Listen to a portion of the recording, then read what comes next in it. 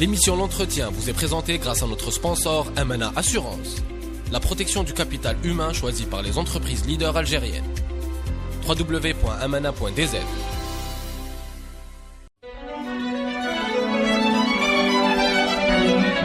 Pour bien s'entendre, il faut bien s'écouter. Rendez-vous sur M, la petite radio du Grand Maghreb. Amis auditeurs de Radio M, bonjour. Nous avons le plaisir d'accueillir aujourd'hui Monsieur Yassine Belhi, médecin résident en ORL, pour être précis, un des porte-parole du mouvement des médecins résidents en grève depuis plusieurs semaines. Yassine Belhi, bonjour. Bonjour. Merci d'être parmi nous. On n'a pas fait cette émission le matin, on l'a fait l'après-midi parce que ce matin, vous étiez en garde.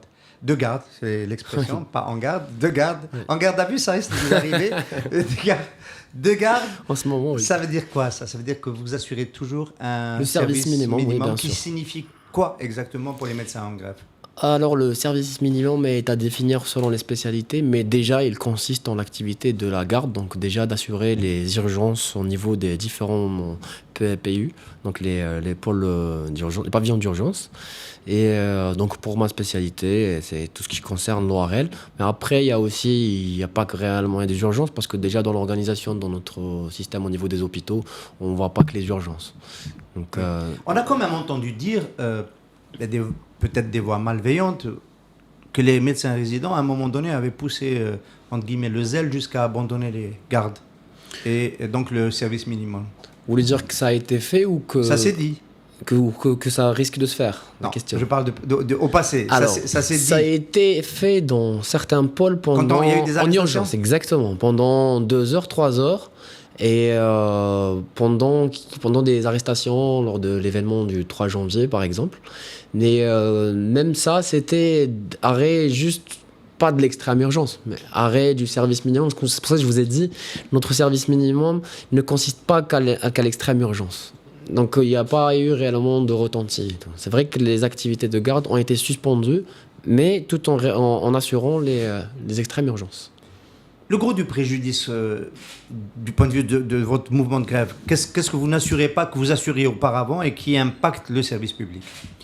Par exemple, les différentes consultations, certains types d'exploration, mais qui ne relèvent pas de l'urgence non plus, ou déjà à la base, normalement, devraient se faire dans un autre cadre. Ça, c'est un autre sujet à débattre. Mais sachant que le médecin résident est un médecin en formation. Il n'y a pas que le médecin résident. Il y a des médecins spécialistes, assistants en santé publique, des maîtres assistants qui assurent ce type de consultation. Donc, en handicap, c'est vrai... Vous êtes en train de m'expliquer que le service public peut se passer de vous durablement? Non, ils ne peuvent pas se passer de l'activité du résident. Parce que justement, on assure cette activité de service minimum, mais en même temps, les assistants, les maîtres assistants sont en train de revenir à un travail qui est où normalement c'est vrai qu'on est encadré et normalement on est sous leur coupe. Et là, ils assurent ça sans notre aide. Donc ces consultations, c'est les assistants qui les assurent. Donc, alors, vous êtes, on est aujourd'hui le 18 février, vous en êtes à combien de jours de grève? On est à un peu plus de 3 mois. 1 mois et demi de grève cyclique et 2 mois de grève illimitée. Alors vous avez déjà entamé une grève cyclique et la radicalisation, entre guillemets, c'est au début de l'année 2018. Exactement. Grève cyclique, ça consistait à faire 2 jours de grève par semaine. Et grève illimitée, ça veut dire que c'est une grève c'est tous les jours. La grève est tous les jours. Donc, voilà. Et il y a eu aussi le boycott de l'examen final, donc de l'accès à la spécialité, tout ce qu'on appelle le 2AMS. Qui a eu lieu la semaine dernière? Qui devait avoir pendant tout le mois de janvier. Donc là, les résidents, les 2AMSistes, qu'on appelle les 2AMSistes, ne sont pas rentrés dans ces examens pour Vous avez réussi à faire respecter ce mot d'ordre, parce que je sais qu'il y a certains médecins résidents qui hésitaient quand même à aller jusqu'à cette extrémité, avec le risque que l'année saute complètement. Alors c'est tout à fait normal qu'il y ait des gens qui n'adhèrent pas complètement, c'est-à-dire qui adhèrent à une partie ou d'autres de revendications, mais la majorité, donc plus de 90%, adhèrent à ce que nous sommes en train de demander, parce que c'est pour nous tous et tout d'abord pour le bien-être des patients plus tard. Donc, c'est vraiment... Alors, puisqu'on parle de cet aspect-là, adhérer, ne pas adhérer, la gouvernance de votre mouvement, elle est organisée comment? Quand vous allez au ministère, vous avez rencontré plusieurs fois le ministre, vous revenez en Assemblée Générale pour Alors, débriefer et choisir Exactement. une attitude. C'est un système horizontal, donc c'est un collectif, parce que déjà nous n'avons pas le droit à une activité syndicale, parce que notre principal problème, et on n'en parle pas assez, c'est le statut du médecin résident. Donc on ne sait pas si on est étudiant ou si on est salarié. C'est-à-dire qu'on a un certificat de scolarité qui dit qu'on est étudiant, et en même temps on perçoit un salaire. Mais sur le plan légal, on ne bénéficie pas des Dispositions du code du travail qui vous permettraient de vous syndicaliser. Exactement, pour être syndicalisé. Mais en même temps, on n'a pas les bénéfices du fait d'être étudiant. Par exemple, un médecin résident n'a pas le droit au logement universitaire, sachant que la majorité des médecins résidents viennent des autres villes parce que les CHU ne se trouvent pas partout. Et une bonne partie du salaire va dans la location des maisons. Ça, c'est déjà... Et donc, vous êtes combien à l'échelle nationale? On est à peu près 12 000, entre 12 000 et 15 000. Je sais Comment pas on le chiffre consulte exact. sa base quand on est 12 000 à 15 000 en quelques heures pour rendre une réponse? C'est quand même ce collectif de direction qui a la... Il y a toute une organisation derrière, il y a un système pyramidal entre des différents pôles, les CHU, les EPH. C'est pas un piège, mais le système, il n'est pas que horizontal, il est aussi pyramidal. Oui, pyramidal dans son organisation, mais horizontal dans la prise de décision. C'est-à-dire que ce n'est pas une seule personne qui prend la décision, mais on doit toujours consulter l'ensemble des résidents avant de prendre n'importe quelle décision. C'est-à-dire que si demain, on a une proposition concrète de la part de notre tutelle ou des commissions installées, avant de répondre pendant les réunions, sachant que qu'on a un bureau avec les représentants des différentes facultés qui assistent à ce type de réunion, avant qu'ils prennent n'importe quelle décision, ils doivent d'abord consulter l'ensemble des résidents sur tout le territoire national. Avec un vote démocrate. Par un vote démocratique. On va rentrer dans le détail de vos indications dans un moment, bien sûr. Yassine Belhi, je voulais savoir, auparavant, si vous vous attendiez à ce que votre mouvement dure aussi longtemps et qu'il se radicalise autant, qu'il devienne aussi dur et qu'il occupe une place aussi importante dans le débat public aujourd'hui. Alors, quand on a commencé, c'est vrai qu'au départ, c'était difficile de commencer parce que les gens... C'est tout à fait humain et normal d'avoir peur. Il y a des gens qui sont mariés, qui ont des enfants, qui ont peur de rater une année. Il y a là aussi la formation. Moi, personnellement, je suis dans une spécialité chirurgicale où le fait de ne pas rentrer au bloc opératoire est en train de m'handicaper. Mais l'une des principales revendications, c'est l'amélioration de la formation déjà du médecin résident. Donc je sais que le retentissement de ce que nous sommes en train de demander, plus tard, va me servir pour moi et pour mieux servir nos patients. Donc voilà. C'est ce que disaient les pharmaciens l'année dernière dans un mouvement qui était à peu près aussi dur que le vôtre, et qui, une année après, peut-être n'a pas réalisé l'essentiel de ce qu'il espérait réaliser. Là, déjà, notre action ne concerne pas que les médecins, ça concerne aussi des pharmaciens qui sont dans des spécialités de biologie. Il y a les chirurgiens dentistes qui sont avec nous. Donc, ces 15 000 résidents, ce n'est pas que des médecins, il y a aussi des pharmaciens et des chirurgiens dentistes qui sont également médecins. Et donc par rapport au fait du risque qu'il y ait, comme vous avez dit, une éventuelle année blanche ou une année qui saute, mais si on voit au long cours et qu'on réfléchit ce que nous pouvons avoir au long cours et des meilleures conditions pour la pratique de notre profession, on est prêt à une année Donc on est prêt à faire des sacrifices. On a tous, au départ, c'est un petit peu certaines personnes qui étaient pour une grève. Il fallait qu'on essaie de convaincre les gens, etc.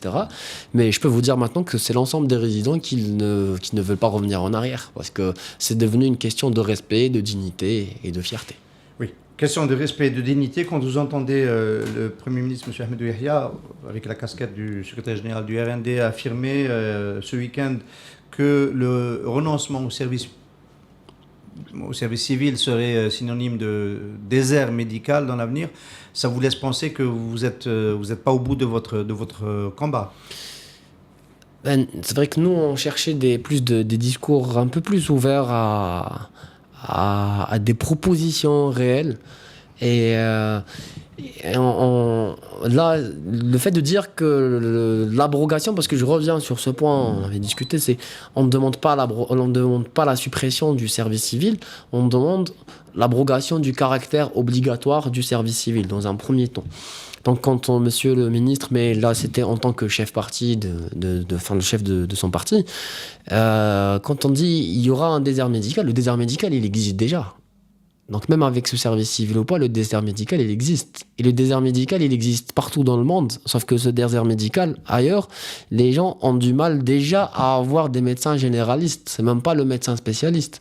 Donc on ne peut pas offrir un médecin spécialiste dans chaque coin de rue, mais le patient, donc dans ces régions enclavées, donc le sud et les hauts plateaux, mérite d'avoir une meilleure organisation que l'actuelle.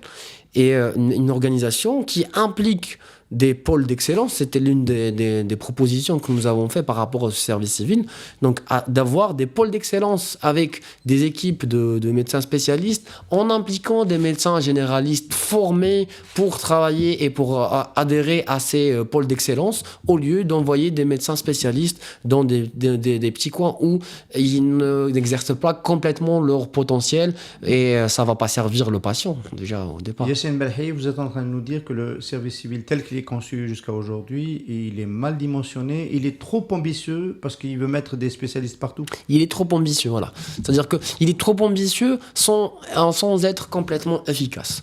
C'est-à-dire que si j'ai dit qu'on ne peut pas se permettre d'offrir un médecin spécialiste dans chaque coin du pays, il y a des gens qui vont peut-être me dire oui, mais n'importe quel citoyen lambda de notre pays a le droit au même type de soins. Ben c'est ce que nous sommes en train de demander. Mais dans cette organisation, on ne peut pas diluer les médecins spécialistes et ne pas arriver à bénéficier complètement de leur potentiel. Parce que là, non seulement on est envoyé en étant des jeunes assistants, donc des jeunes médecins spécialistes inexpérimentés, mais en même temps, on est isolé. C'est-à-dire que même si nous avons des moyens, nous allons nous retrouver à exercer le rôle de médecins généralistes de luxe, d'assurer un certain type de soins, mais dans la majorité des cas, de se retrouver à réorienter les patients vers des régions du Nord, alors que le but principal de ce service civil est de décharger les hôpitaux du Nord. Alors vous dites donc que le système l'architecture est mal pensée et on gagnerait plus à regrouper les compétences dans des pôles d'excellence. Sur le plan territorial, ça signifie, au lieu d'avoir plusieurs spécialistes dans une grande wilaya, essayer d'en laisser les principaux sur le chef-lieu. Au lieu d'avoir, par exemple, je parle de ma spécialité, un ORL, par exemple, à Tinzaouatine ou à Tazro, on avait discuté dans les coulisses tout à l'heure. Et Tazro, c'est une daïra de la wilaya de... C'est la plus haute, c'est le plus haut village d'Algérie. Il est situé à 1480 mètres à peu près d'altitude. Dans le massif de l'Atakor, au milieu de la wilaya de Tamanrasset. Comme ça, ils ne vont pas dire que les médecins ne connaissent pas leur pays. Alors, donc, au lieu d'avoir... Et est-ce qu'il y a un ORL à Tazro ? Pour le moment, je ne sais pas, mais je ne pense pas. Déjà qu'on a du mal à avoir des généralistes. Donc, d'avoir un pôle d'excellence avec une équipe dans le chef-lieu du wilaya, à Tamanrasset, par exemple, il faut dire qu'il y a 1 ou 2 ORL seulement. À Tamanrasset. Au lieu d'avoir... Ce serait quoi un pôle d'excellence dans un milieu hospitalier, ce serait une équipe... C'est des équipes déjà multidisciplinaires avec des chirurgiens viscéralistes par exemple, des orthopédistes, des ORL, des réanimateurs, des techniciens en anesthésie-réanimation, des infirmiers. Donc en fait, c'est tout un plateau technique qui doit être réuni en dehors du matériel. Alors, donc, ces pôles d'excellence sur lesquels nous sommes en train de discuter, et même monsieur le ministre de la Santé, d'ailleurs, il a dit que maintenant, on ne va pas envoyer des gens un peu partout, mais nous, on le veut écrit. C'est-à-dire, pour protéger le médecin spécialiste et protéger le patient, on veut des choses qui soient écrites. C'est ce qu'on nous cherche. Maintenant, il n'y a rien eu d'écrit. Non, par rapport à ça, non. Donc, on veut des garanties, en fait. Ouais. Alors, au jour d'aujourd'hui, s'il devait y avoir une revendications qui permettent la levée du mouvement, parce que le mouvement de grève, parce que une partie de l'opinion attend ça de lever, vous vous attendez d'obtenir quelque chose, ce serait quoi ? Est-ce que c'est toujours la même revendication que celle du premier jour, lever le caractère obligatoire du service civil ? Oui. Vous n'avez pas bougé sur cela ? On n'a pas bougé parce qu'on n'a pas eu de réelles propositions. On a eu des propositions. Alors nous, on a demandé, c'est pour ça que je tenais à préciser que nous ne demandions pas la suppression du service civil, mais du caractère obligatoire, parce que dans l'une des propositions qui ont été faites dans les dernières réunions avec la commission multisectorielle qui a été installée par nos tutelles, le ministère de l'Enseignement et le ministère de la Santé, on a proposé de supprimer plus d'une dizaine, je pense que c'était 18 spécialités, de supprimer carrément le service civil. Dans ces spécialités, il y avait la neurochirurgie, la chirurgie cardiaque, la pneumologie, la rhumatologie. C'est-à-dire que nous, on a demandé l'abrogation du caractère obligatoire parce qu'en plus de ça, on nous a dit que le service civil était un patrimoine intouchable. Mais en même temps, on nous propose de supprimer carrément des spécialités et de supprimer des postes. Parce que nous, alors, il y a une loi de marché. Quand les gens ont peur... Est-ce que ça signifie que la tutelle n'a pas compris la nature de votre revendication? Je pense que oui. Parce que la commission, déjà, quand elle a été installée au départ, elle n'était pas réellement au courant de nos revendications. Donc, il a fallu organiser 2 ou 3 réunions pour réétudier nos revendications. Et ça a été interprété légitimement par certains observateurs comme une tentative de diviser votre mouvement. Oui. Parce que parce que c'est une guerre médiatique. Donc, on tente de fausser un petit peu, de tromper l'opinion publique. Vous avez unanimement répondu non à cette proposition, oui, mais on est prêt à discuter les propositions. C'est-à-dire que on sait très bien qu'au départ, on ne peut pas supprimer peut-être la forme actuelle pour toutes les spécialités, mais pas de cette manière. Supprimer la neurochirurgie et de dire qu'il n'y aura plus de postes de neurochirurgie, ça veut dire que quelqu'un qui fait un traumatisme crânien dans une ville lointaine, il n'y aura pas de neurochirurgien, même pas dans les chefs-lieux. Alors je vais poser la question autrement. C'est un petit peu... poser la question autrement. On supprime le caractère obligatoire du service militaire. Bon, on peut comprendre... ma question c'est, on supprime le caractère obligatoire du service militaire. On peut comprendre qu'on perd peut-être de 70 à 90% des conscrits. Parce qu'il y en aura qui vont vouloir aller pour apprendre un métier dans l'ANP, etc., pendant leur service pendant une année. Mais là, on parle du civil, c'est autre chose. Je suis en train de faire le parallèle exprès. Je suis en train de faire le parallèle exprès. Est-ce que vous avez une idée de l'impact que pourrait avoir l'obtention de votre revendication, la levée du caractère obligatoire du service civil, ou est-ce que vous considérez que votre mission, c'est d'arrêter de faire semblant, de lever ce caractère obligatoire et de laisser l'État, les pouvoirs publics, trouver une solution? Alors, on aurait pu le faire. On aurait pu juste dire, voilà nos revendications, on demande l'abrogation du caractère obligatoire du service civil et ne pas proposer de solution. Mais nous avons proposé des solutions. Et ces solutions ont été interprétées d'une autre manière par d'autres médias parce que, justement, on leur a dit que voilà, les médecins étaient en train de demander des salaires exorbitants pour aller travailler au sud. Non, on aurait pu demander des salaires. On n'a pas demandé d'augmentation de salaire. C'était dans les propositions de l'amélioration des conditions de ce service civil, on est dans sa manière non obligatoire. Parce que nous avons demandé cette abrogation, parce que l'abrogation du caractère obligatoire, parce que cette obligation doit changer de camp. Et quand elle change de camp, ça veut dire que c'est au pouvoir public et aux autorités locales de mettre toutes les dispositions et de créer les meilleures conditions possibles pour une meilleure amélioration de la prise en charge des patients et des populations dans ces régions-là. Et surtout pour attirer les médecins résidents. Le médecin algérien est issu du peuple. On est les fils du peuple et on vient de toutes les régions. Les médecins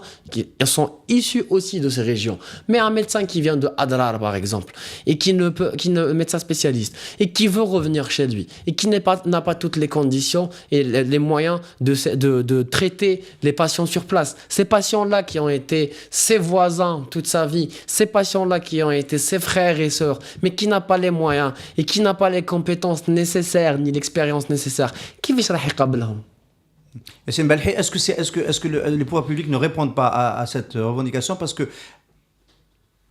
qu'on considère que c'est budgétivore que d'être incitatif, de pouvoir attirer des médecins résidents? Est-ce que c'est si cher que ça d'offrir ces conditions pour qu'ils puissent exercer? Non, pas du tout.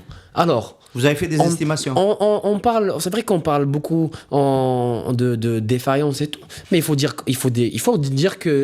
des choses positives. Notre gouvernement, notre système de santé met des moyens colossaux. Il y a beaucoup d'argent dans le système de santé, c'est-à-dire que c'est pas qu'on ne sont pas en train de, c'est pas qu'il n'y a pas de moyens, mais ces moyens ne sont pas bien organisés dans ces régions-là. C'est-à-dire qu'au lieu d'équiper, on a parlé des pôles d'excellence, au lieu d'équiper des services un peu partout dans des petits dans certains endroits, déjà les moyens techniques qui sont mis dans ces endroits-là, on peut les regrouper dans les chefs-lieux et on se concentre uniquement au niveau de ces pôles d'excellence et on utilise déjà les moyens existants et on revoit toute l'organisation et on forme des médecins généralistes et on les intègre d'une manière à part entière dans ce système-là et on va déjà utiliser ces mêmes moyens et ces mêmes budgets pour améliorer les conditions. Il y a quand même un risque de transformation, un risque de coût de transformation, c'est-à-dire passer d'un système obligatoire à un système incitatif, entre les deux, le temps de mettre en place cette organisation, de mettre en place les moyens qui vont avec. Vous dites que ça ne va pas nécessairement coûter plus cher, mais ça implique d'être inventif, de mieux organiser les ressources. Il faut être inventif, il n'y a pas de honte. Est-ce qu'il n'y a pas quand même ce risque de passer par, entre guillemets, provisoirement, momentanément, par le désert médical dont parle Ahmedou Yahya, qui existe déjà selon vous, mais qui pourrait être plus grave et plus prononcé un peu? Alors, je suis perdu le fil. Est-ce que cette transformation-là, pourquoi elle fait peur aux autorités? Alors, elle fait peur parce qu'on a peur du vide. Là, tout le monde a peur du vide. Mais après 30 ans maintenant de ce service civil, on sait tous que c'est un échec. Et tout le monde dit que c'est un échec. Et pourquoi on réfléchit? Il n'y a pas d'honte à revenir un petit peu en arrière et réfléchir et à débattre. Comme on est en train de débattre sur l'économie, on débat notre système de santé. Et même s'il y aura ce vide, mais tout à l'heure, quand on discutait dans les coulisses, je vous ai dit, maintenant, quand on envoie des gens d'une manière obligatoire à faire 1 année, 2 ans dans une région à contre-cœur, ils vont compter leurs jours. Leurs jours de service civil. Quand ils vont compter les jours, déjà, peut-être qu'ils ne vont pas se faire plaisir à être sur place parce que les conditions ne sont pas faciles. On connaît très bien, on sait très bien que moi-même, je suis issu du Sud. Et c'est pas facile, il faut se l'avouer. Il faut pas dire que c'est bien pendant les vacances, pendant 15 jours, pendant 1 mois, mais déjà les populations locales, elles se plaignent parce qu'il y a un vide. Donc, par contre, quand on met les conditions, on améliore les conditions, on doit attirer les médecins spécialistes parce que c'est un luxe déjà, les médecins spécialistes, c'est un luxe. Il faut le protéger, il faut l'attirer, il faut le garder sur place. Parce que là, avec ce service civil, on n'assure pas la continuité. Donc si on arrive à garder, déjà, on doit faire les efforts pour recruter les médecins spécialistes. C'est-à-dire que maintenant, si on envoie 90%, 80%, parce qu'il y a le service civil et il y a des régions du Nord qui sont concernées par le service civil. Si on envoie 100% des médecins spécialistes d'une manière obligatoire, je peux vous dire que 99% ne vont pas revenir. Ils ne vont pas rester plutôt. Ils vont soit s'installer au privé. Revenir, c'est pour ceux qui partent à l'étranger. Hein. Voilà, exactement. mais ceux qui partent à l'intérieur, c'est plutôt ils ne vont pas rester. Ils vont soit s'installer au privé, ou bien partir à l'étranger. Maintenant, les gens partent en Allemagne, partent en France. Est-ce qu'il n'y a pas une problématique du privé local dans ces régions-là? Est-ce qu'il ne peut pas y avoir un appoint par les cliniques privées qui permettent de compléter les salaires des résidents? Normalement, non. Là, vous me parlez sûrement de l'activité complémentaire, oui, qui peut être l'une des mesures incitatives et qui existait et qui a été supprimée il y a quelques années par l'ancien ministère. Donc, oui, ça peut être... Vous ne l'avez pas mis dans la plateforme? Dans la plateforme, dans les propositions, par exemple, ça a été mis. Et le ministre de la Santé l'avait même lui-même, il avait en parlé, mais il n'y a pas de quelque chose d'écrit. En France, ça existe même dans les hôpitaux, pour les chefs de service, pour pouvoir les garder, ils ont une activité complémentaire. Mais là, pour revenir au sujet de pouvoir garder les gens sur place, comme ça je vais pas faire perdre le fil. Donc, le fait de recruter et de faire l'effort, c'est-à-dire que les autorités locales doivent faire cet effort, les DSP doivent faire cet effort de recruter les médecins spécialistes, on va changer le profil carrément du médecin spécialiste qui va y aller. Comme je vous l'ai dit tout à l'heure, le médecin spécialiste ou les tchab, donc fait le mleh ou fait donner. Comme partout. Il y a des gens qui veulent se faire de l'argent برك. يا خويا بحال به كل واحد يدير واش يحب. Mais il y a des gens qui ont fait médecine parce qu'ils aiment ce métier, parce qu'ils aiment traiter.